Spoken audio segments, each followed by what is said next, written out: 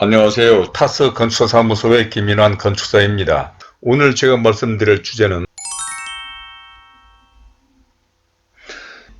일조권 완화 조항이 시행이 된다 또는 일조권 완화 방법이라든지 일조권 완화가 좋게만 한 것인가 등에 대한 것입니다.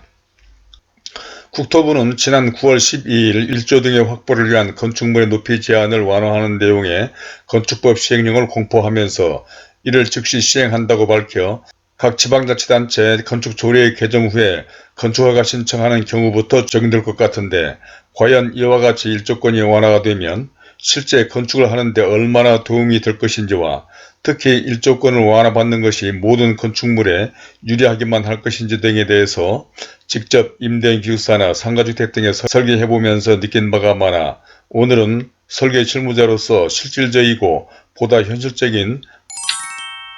다음과 같은 5가지 내용으로 설명을 드리고자 합니다.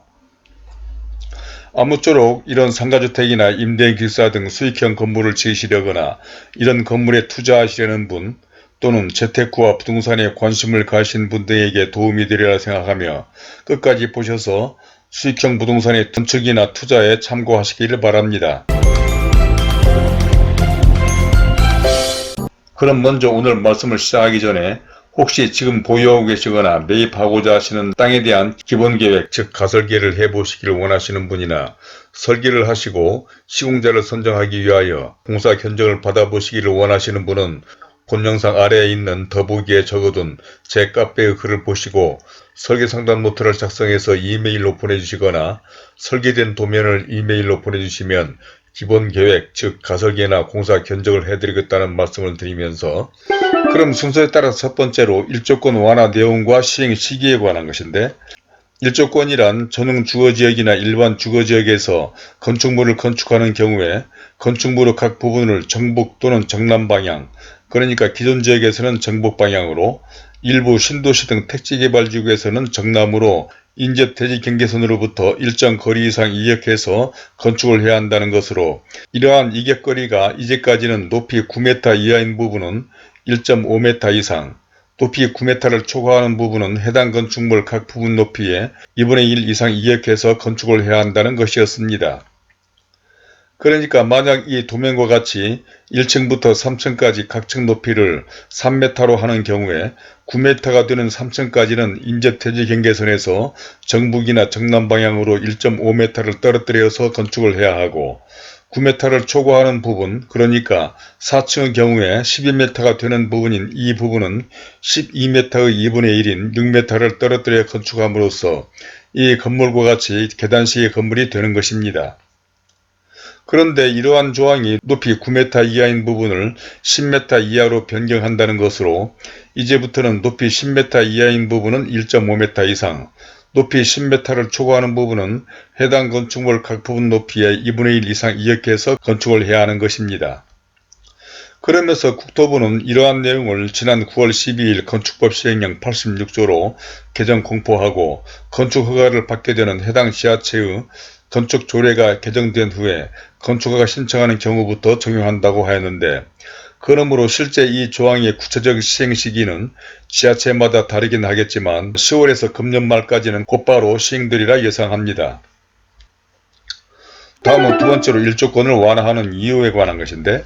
국토부가 이와 같이 일조 조항을 완화하는 데는 여러가지가 있는데, 그동안은 9m를 기준으로 하다 보니까 일반적으로 각 층 층고를 3m로 하는 경우에 보통 3층 정도까지는 일조권의 영향을 받지 않게 되어 3층까지는 이 도면과 같이 하고, 4층부터 건물이 줄어들게 되어 결국 3층 옥상 부분인 이 부분의 단열과 또 각 층의 층간소음 방지를 위한 공법에 문제가 있다는 지적에 따라서 이를 10m로 완화하겠다는 것인데, 사실 이렇게 한다 해도 일조권으로 인한 폐단은 막을 수가 없을 것입니다. 그러니까 일조권 조항으로 인해서 건물의 외관이 계단식으로 됨으로써 건물의 외관이 볼썽사나워져 도시 미관에도 좋지 않고, 준공 후에는 이격되는 이 부분을 편법으로 개조하는 등 불법 건축물을 양산해서 도시가 슬럼화되는 결과가 되며 주택 공급면에 있어서도 바람직하지 않기 때문입니다. 특히 이러한 일조권은 우리나라를 비롯한 몇몇 국가에서만 시행되고 있는 악법 중의 하나로, 오래전부터 건축사협회를 비롯한 여러 건축 전문가들이 일조권 조항을 유럽과 같이 폐지하거나 대폭 완화해서 사업성을 높이고 불법 건축물의 양산을 방지해서 도시의 슬럼화를 막고 특히 주택 공급 확대를 해야 한다며 관련 제도 개선 방안을 정부에 제출까지 한 바가 있습니다. 다음은 세 번째로 상가나 상가주택 등은 좋을 수가 있다라고 하는 것인데, 어쨌건 일조조항이 9m 기준에서 10m로 완화되었다고 해서 설계나 건축하기에 따라서 모든 경우나 어떤 건물이나에 도움이 되지는 않을 것입니다. 그러니까 계산상으로는 1m라는 높이가 완화되어 3층까지의 각종 높이가 여유가 생겨 천정고에 여유가 생기고 층간소음제 사용 등에 유리하며 3층 옥상 부분의 단열 공사에도 도움이 되기는 하겠지만, 이 도면과 같이 10m가 넘는 4층 이상 부분의 면적은 그만큼 면적이 줄어들 수 있기 때문입니다. 즉 9m로 하는 경우에 9m를 초과하는 4층 부분은 이 정도만 일조 영향을 받게 되지만 10m로 하는 경우에는 1m만큼 더 높아짐으로써 이 부분부터는 9m일 때보다도 더 일조 영향을 받게 되어 4층 이상의 면적이 감소하니 건물 전체 연면적도 감소하게 되는 셈이므로 용적률을 최대한 찾으려 하는 건축주에게는 손해가 될 수 있다는 것입니다. 그러므로 건물의 용도에 따라 예를 들자면 1층 층고의 높이를 높이는 것이 좋다고 생각하는 상가나 상가주택 등의 건축주에게는 좋을지 몰라도 4층 이상 부분에서는 면적이 더 줄어든다는 것을 감안해야 할 것이고, 만약 10m를 초과하는 부분의 면적이 줄어드는 것을 원치 않는, 즉 전체적으로 건축 면적이 감소되는 것을 싫어하시는 건축주라면 차라리 중정과 같이 9m를 기준으로 설계하는 것이 더 이로울 수도 있다는 것입니다. 특히 이러한 일조의 영향은 정남이나 정북 방향으로 계산을 하기 때문에 정북이나 정남 방향이 직각에 가까운 경우에는 그만큼 이격거리가 많아지므로 아무리 1층 층고를 높이고자 하는 상가나 상가주택이라도 9m로 할지 또는 10m로 할지 잘 고려해서 설계하는 것이 좋지 않을까 싶다는 것이죠. 다음은 네 번째로 임대인 기숙사는 9m가 더 좋다라고 하는 것인데, 반면에 상가나 상가주택과는 달리 굳이 1층 층고를 높일 필요가 없다고 생각할 수 있는 임대인 기숙사, 물론 1층에 상가가 있는 임대인 기숙사라면 예외가 되겠지만 그렇지 않은 1층을 피로티 주차장이나 상가가 아닌 임대인 기숙사나 다세대, 다가구 주택과 같은 건물인 경우에는 10m를 기준으로 하기보다는 원래대로 9m를 기준으로 설계하는 것이 어떨까 한다는 것입니다. 그러니까 위에서 설명한 바와 같이 10m를 기준으로 하는 경우라면 정북이나 정남 방향으로는 4층 이상의 면적이 줄어들게 되니까 건물 전체 연면적도 감소하게 되는 셈으로 용적률을 최대한 활용하려는 경우에는 손해가 될 수 있기 때문입니다. 즉 굳이 1층 층고를 높일 필요가 없는 1층에 상가가 들어서는 상가나 상가주택이 아닌 임대인 기숙사나 다세대 주택 등인 경우에는 괜히 10m로 하는 경우에 그만큼 일조 영향을 받아 건축할 수 있는 면적이 줄어든다는 것으로, 이는 1m만큼의 영향이 별로 크지 않을 것이라고 생각할 수도 있을지 모르겠지만 설계학에 따라서 또는 대지 조건에 따라서는 일조의 영향을 받는 길이가 길고 층수가 높은 건물인 경우에는 이로 인해서 감소되는 면적이 무시하지 못할 경우도 있다는 것입니다. 다음 마지막 다섯 번째로 일조권 해당 대지의 설계 방법에 관한 것인데, 웬만한 땅들은 일조 영향을 많이 받는, 그러니까 사실 일조 영향을 받는 대지가 그렇지 않은 대지보다도 훨씬 많은 현실에서 일조의 영향을 받지 않으려는 노력은 설계를 하면서 스키 플로우 방식이니 경사지붕 활용 등 다각도로 시도해온 것이 사실입니다. 그러니까 상가나 상가주택 등을 설계하다 보면 1층 상가 높이를 최대화하기 위해서 대지 조건과 설계하기에 따라 다양한 방법을 구사할 수 있다는 것인데, 사실 이러한 일조권의 영향을 받는다 해도 대지를 활용하는 데 있어서는 크게 손해를 보지 않기는 합니다. 즉 일조권을 받는다 해도 건폐율은 말할 것도 없고 주어진 용적률도 다 찾아먹을 수가 있는데, 다만 1층을 비롯해서 각 층의 층고에 제한을 받는 것이 아쉬운 것이고, 그렇지만 건폐율 60%, 용적률이 180% 이하인 지역은 어차피 4층 이상에서 면적을 줄여야 하고, 또 일조권의 영향을 받는 경우라도 일조권 적용을 받지 않았으면 만들 수 없었던 4층 이상의 경우에 뜻밖에도 베란다라는 공간이 만들어질 수도 있기도 하며,